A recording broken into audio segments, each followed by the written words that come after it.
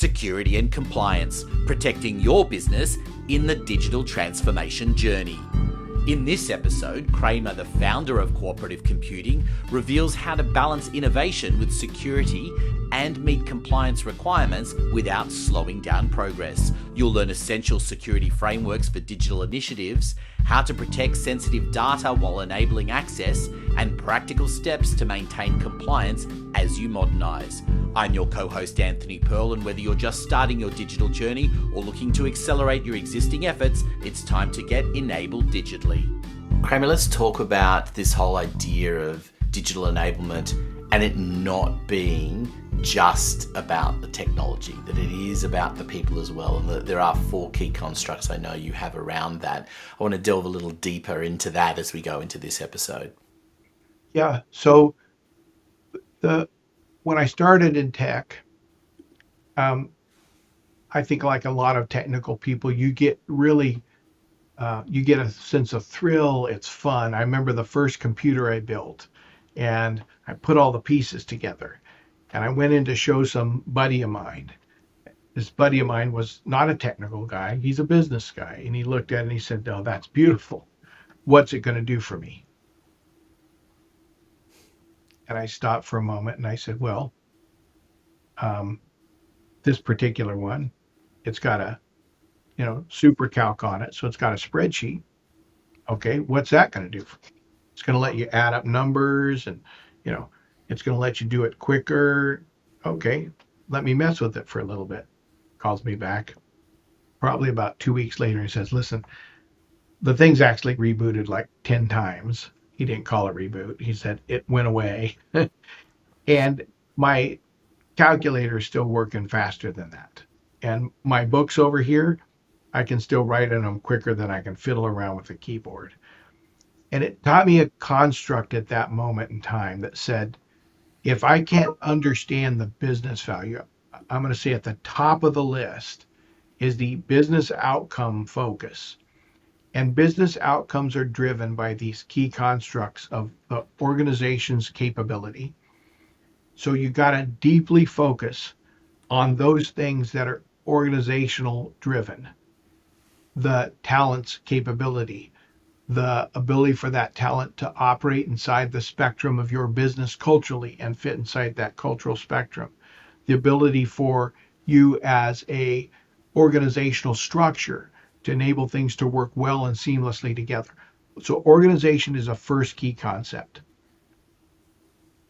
And like I said before, digital people are showing up in there. So you got to adopt them as well. The second concept is this one of methods and procedures. And the ability for you to understand with that organization, how do we do the things that we do to get the outcomes we want?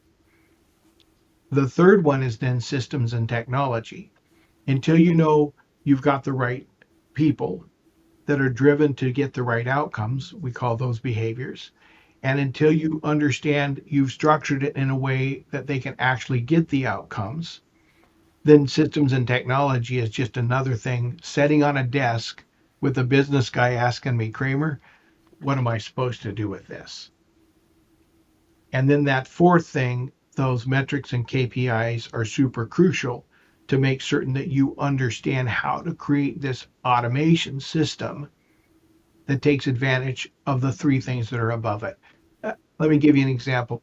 We went into a company once who said, "Hey, we think we need some tech. We're having a real problem." And the problem they were having was, how do I ensure that the things that I'm bringing out to put on the truck are the right things to put on the truck at the right time so that we can get them out of here quickly? And they were going to buy a brand new system. They went out looking for technology to solve this problem. And I said, "Okay, cool. Let me take a trip down. Let me take a look at it and let's understand what's really going on." So we sat down with the people that were working. And in probably a week and a half, we shifted the 2 things. One, organizational capability had to shift drastically. And that took us, let's just say, probably roughly all in about 100 hours to get all that done. 2, we had to shift how they were doing the things they were doing. The technology they had was actually really good technology. But the fact they didn't have the organization lined up right, and they didn't have the right way that organization needed to work, the technology itself wasn't really the issue. The systems that they were looking at putting in were probably in the neighborhood of $200,000 to $300,000. The amount we spent to go do what we had to do with the organization and the way they were doing things was probably about, I'm going to say, $85,000 to $100,000. That $85,000 to $100,000 spent there was wrapped across 13 locations and didn't cost anywhere near that. If they would have had to put the tech in and deploy that across all those locations, it probably would have cost them almost double in the systems and technology side of the house. Those four things are crucial. You have to understand those concepts of digital enablement, because as you do so, you think about what does that mean to digitally enable at the organizational level. And there's some key concepts that we do as a part of our program to help you think about how you do that, methods and procedures, how do you digitally enable those, and then systems and technology. That's a digital enablement strategy for the other two. And then how do you make certain your key performance indicators and your metrics are clear and concisely driving data decisions. And sometimes those are human nature, but you want to get those things to be driving the machinery as fast as you can. And that will start, I think I gave you the example of you wanted your toothbrush, you bought it and you wanted to show up at 2 p.m. tomorrow. It, that was data driving data that didn't require a whole bunch of human beings in the middle of it. That's data driven decisions getting made across systems by the minute, by the hour, by the day, by the week, 24/7, 365. So tell me, Kramer, is there a way that this is driven? Is it just in? Is it sequential, or does it happen sometimes in a reverse sequence? Like, what is actually driving the change? Because if you think about a business in many respects, it can be that we just want to grow more, so we want a better return on our investment. So that kind of happens down here, as opposed to it necessarily being driven, by a buyer in the first place. So how do you reconcile the order of those four areas? Um, there's two key principles I think that are important in what we've learned over the years of doing these. One is that if you really want to understand the order to do something, you've got to make certain that you understand your current state, your desired future state, and you have to measure or define those. And what we typically do is we define them into three critical areas. One is your financials metrics. What do you want to achieve financially?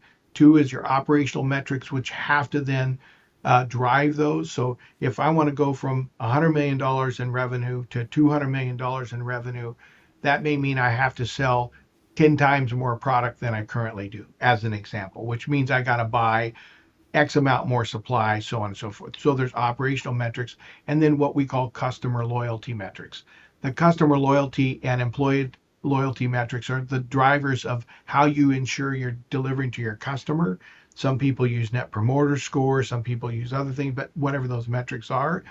And then the employee loyalty metrics are the internal equivalent. How does the employees feel that they're equipped to do what they need to do? This gets back to how do you make certain you manage change, right?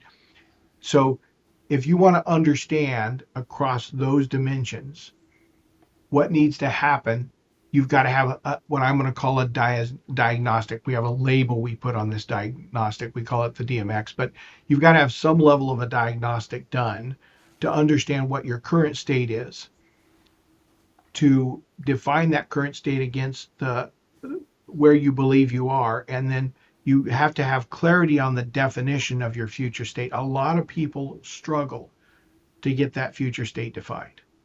They've got, these big business words, right? I've got to grow my market share by 22%. Okay, what is the metric for that? What does that really mean from a metric perspective? I've got to um, I've got to support digital transformation in my company, and it looks good on the board pack, but then what does that turn into to execute? So you've got to get current state, future state mapped out. And often, I'm going to say probably 80% to 90% of the time, it helps to have someone who's done that a lot to get that into a construct that's consumable and available to you at your fingertips to say, what are the underlying things I have to do past that to know which one of those four things and in which area of the business based on those five key business segments do I need to focus on? I find it interesting as well that the principle behind a lot of these things is often a degree artificial. I've decided that I want it to grow from 100 million to 200 million. Why? And it could be a percentage. It could be there's artificial deadlines are the other thing that factor into it. Yeah. Well, I've decided that this has to be out by the end of December. Really? Why? And what happens if it's before? What happens if it's after? And I think that's part of the hard part with all of this, isn't it? Because often the why that fits into all of this is underestimated. Uh, eh, eh, you know, not just underestimate. I think the tough part is that business is driven to deliver an outcome, whether that's for a private investor, a personal founder, a public company, whatever it is. It's driven to achieve these financial results that are then superimposed on an expectation delivery system that says these are the financial results that I have to achieve.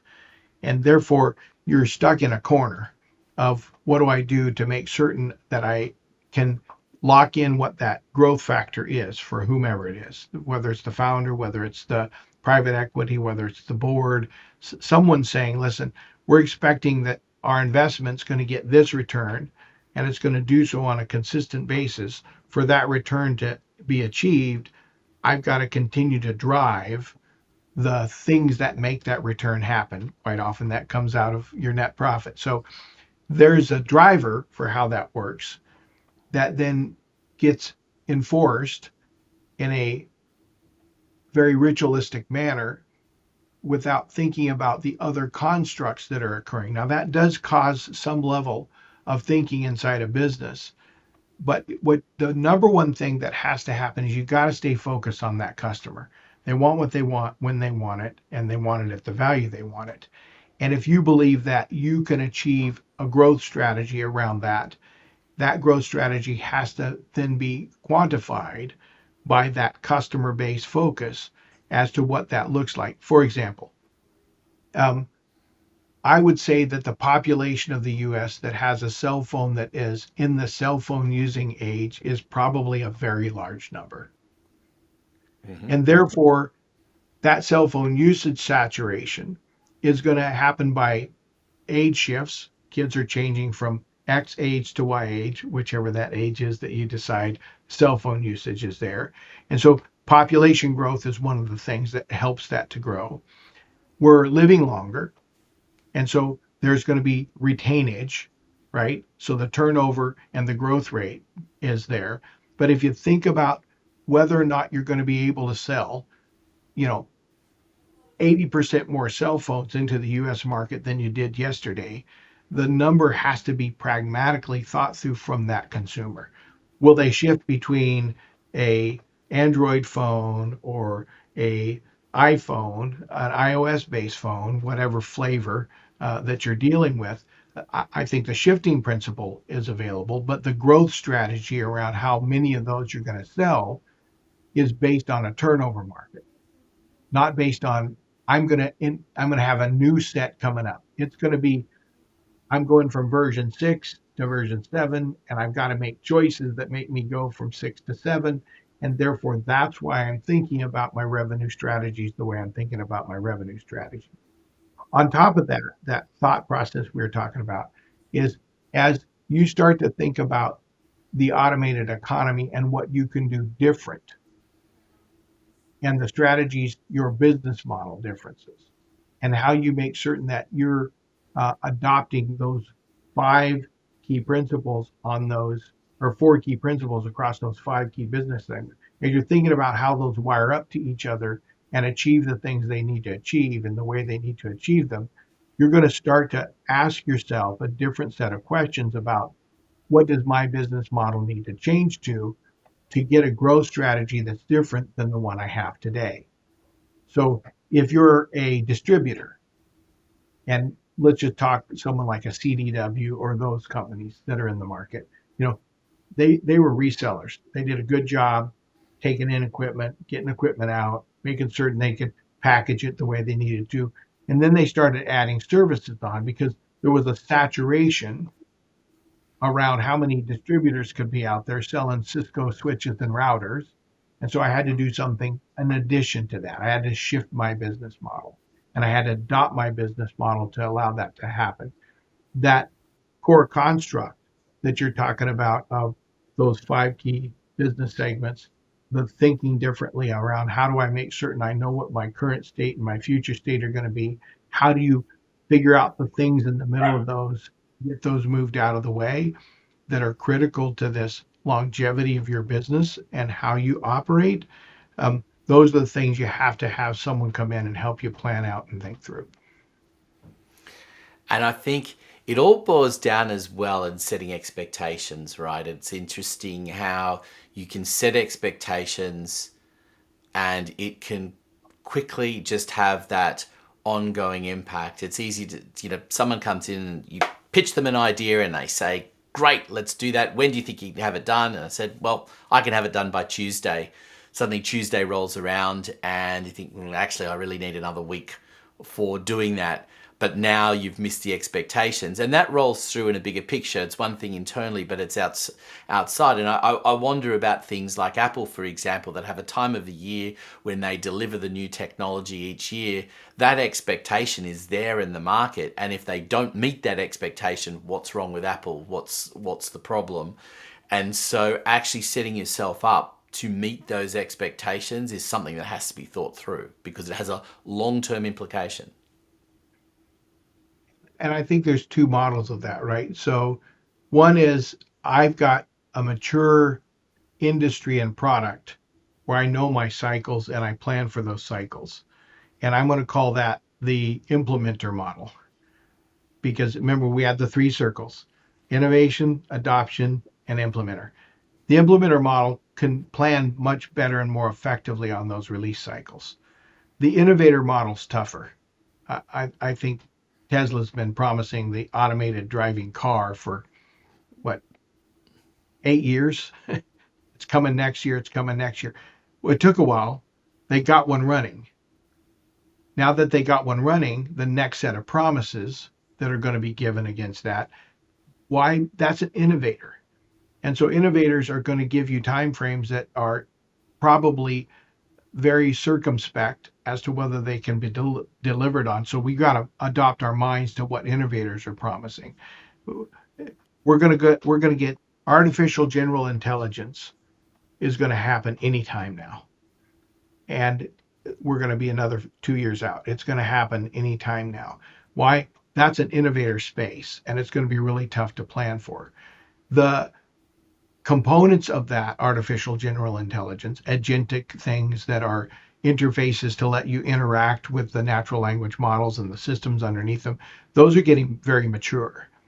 And therefore, the ability to say what the cycles are for those to get improved, the things that are going to come out for that improvement, how that improvement's going to work, those things are going to just be very specific, time oriented that we can rely on. So you bring up a good point about setting expectations. I think as buyers and consumers, right, our expectations also have to be rational and relevant to how we're looking at what we're trying to get and adopt to. I got one of the like number 60 of the Google Glass when it first came out. I was so excited. I was going to get it. I'm going to write programs for it. This is going to be revolutionary. Man, there were so many things wrong that didn't enable that to happen. It didn't mean it wasn't the right thing to try to do. but the expectation that that thing would then lead to version 2, version 3, version 4, version 4 was my expectation. It was false because that was an innovator market. And so I think as buyers and consumers, we got to start to think about that and put our mind around what that looks like. And those expectation setting happens from both the consumer side, the buyer side, and then the innovator has to feel free to dream big and run at it as fast as they can. And that's all for this episode of Get Enabled Digitally with Kramer from Cooperative Computing. If you found value in today's conversation about digital enablement, please subscribe and share with colleagues navigating their own transformation journey. For more insights on accelerating into the automated economy, check our show notes for resources and contact information. This show has been produced by podcastdoneforyou.online. I'm Anthony Pearl, and until next time, keep moving forward to get enabled digitally.